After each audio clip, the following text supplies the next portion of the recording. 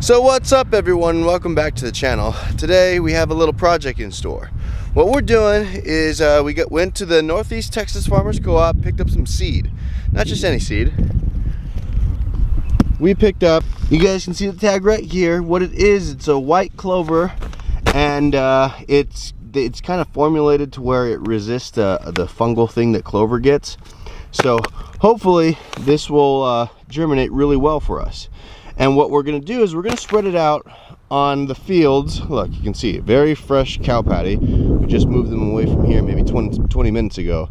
We're going to spread it out on the paddocks that the cows just left. You see, tomorrow they're calling for a pretty heavy downpour of rain. So I figured today's the best day to do it. Now, this is still, what, like April 5th?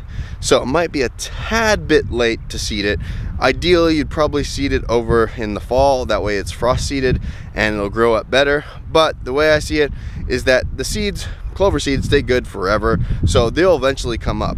And we're only doing a little bit. We only got a 50-pound bag. I think you need like 25 pounds per acre. So we could really only do 2 paddocks with that bag.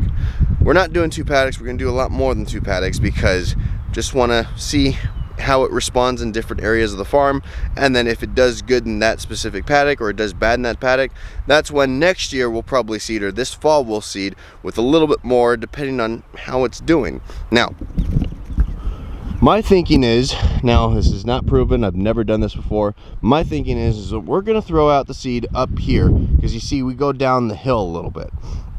Now, we're going to seed up here because, one, look at where the manure is. We want to use this to our advantage and help get everything jump started. 2, gravity.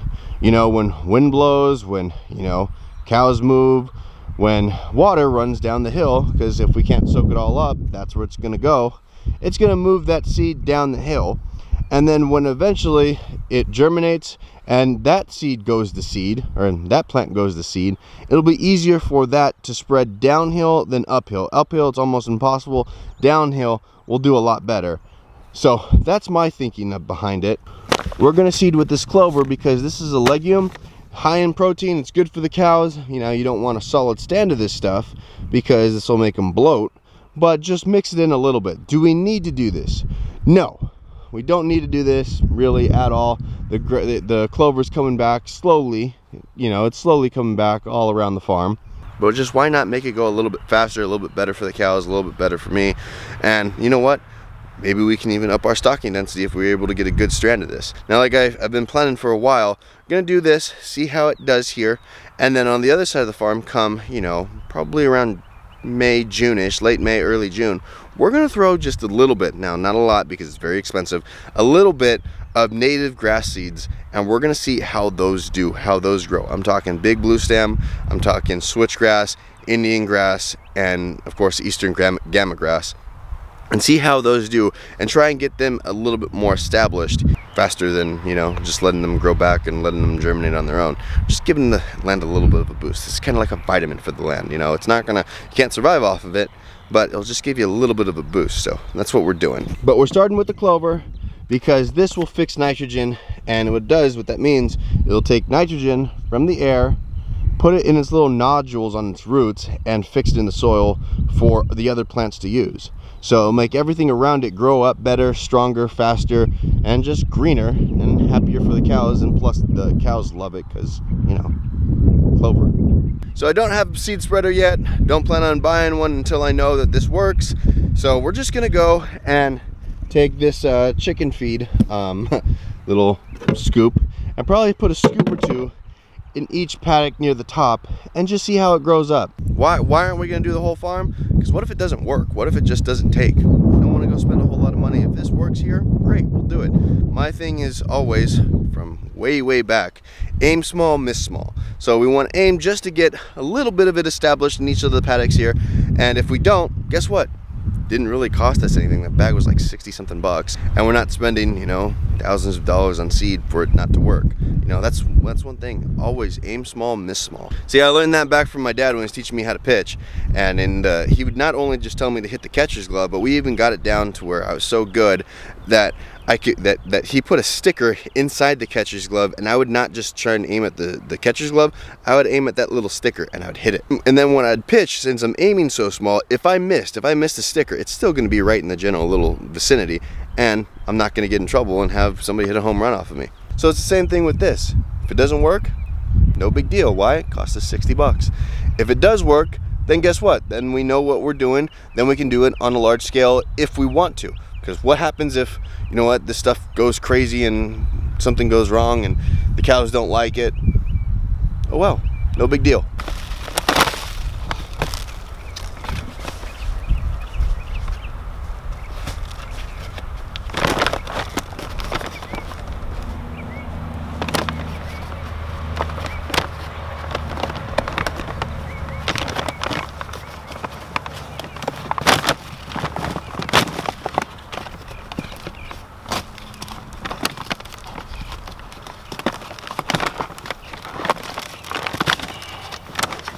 You guys want to know how you know that I don't do, you know, corn, soybeans, and everything on the land? So these things are always a pain for me to open. I don't know how to do the stringing. Okay, well, here we go. This here is what it looks like. Here's the blackhawk arrowleaf clover seed. We're just going to take a couple scoops of that and just toss it out. See how this germinates and see how this does.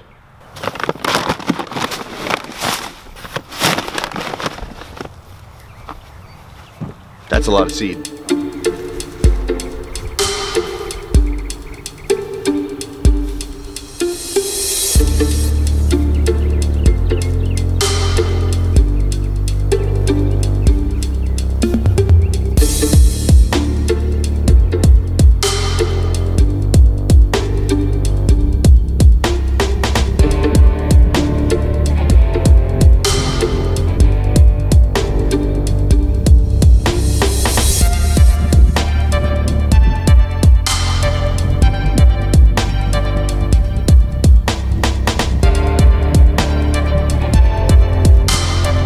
Will I be able to do that long term and just go throw seed everywhere? No, don't plan to. If this works, we might get a seed spreader, just so if we, you know, think in the fall we're also gonna do like a fescue mix, just see in a couple areas to see, okay, can we grow that here? Because we might be a little bit, like a couple miles even south of like what's called the fescue belt. See how it does here, because if it does do good here, we'll be able to graze during the wintertime green grass, which would be absolutely great. Now, is that just what, pound or, you know, maybe even 2 pounds of seed gonna make a big difference here? No, this year it won't. I just want to see if we can get it established. But also, that was, I mean, in a scoop of seeds, there's probably 10, 20, 30,000 seeds in there because they're so tiny. Say even just a small percentage of those actually germinate, and then with our management style, we allow those to fully express themselves and go to seed. Do you know how many seed that multiplies? And on year 3, I mean, there's gonna be a ton of that stuff in here. Now, is this an annual? Yeah, but we're not gonna let the cows eat it all the way down to the ground. It will go to seed. It will go to seed. It will be able to spread. That's how annuals spread, is they have to drop their seed. They're not just gonna go dormant and come back. This won't go dormant, won't come back, it'll just die. But it will drop its seed because we're moving the cows every day, and it should be able to do the whole rest of the paddock because we're doing the top part here. Just a theory, have no idea if it'll work, but I have a good feeling that it will because of just the logic behind it. Now, some people might say, oh, you're stupid, you're wasting your time, you're wasting your money. That could be the case. Remember, aim small, miss small.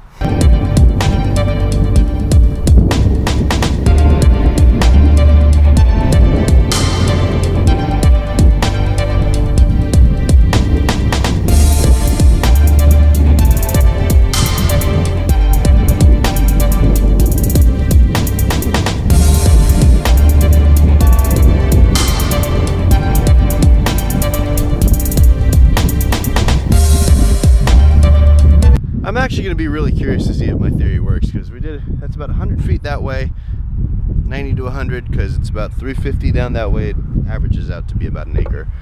And then we did what, maybe 40 feet of just tossing out seed.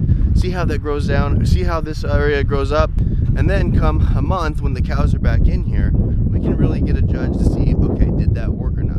And then if it does, we'll see if this seed that we threw out here will spread down that way. Now it's really windy and I hope you guys can hear me.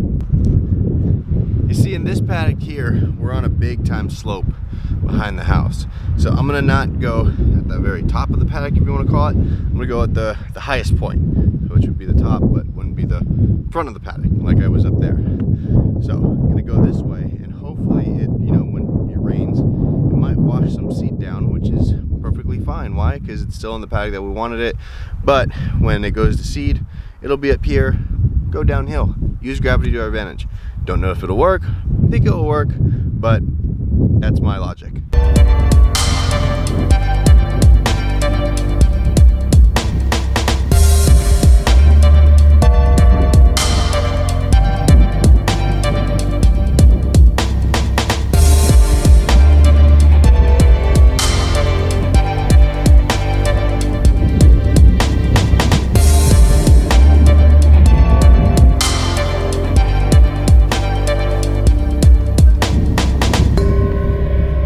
Alright, there's only so many ways to make, you know, throwing out seed interesting, so I don't bore the heck out of you guys.